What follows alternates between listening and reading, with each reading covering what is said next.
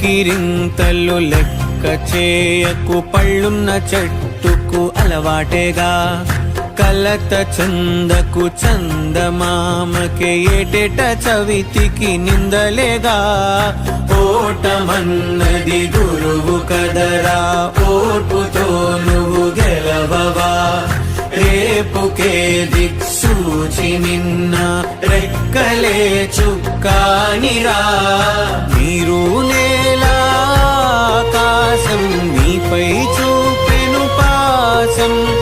దారే తప్పిన పాదాలు గాడిన పడితే సంతోషం. తరతరాల చెమట చుక్కలు లాల పోసెను భూమికే. బాధ్యతగా కొనసాగినాదో నైవేద్యమేగా స్వామికే.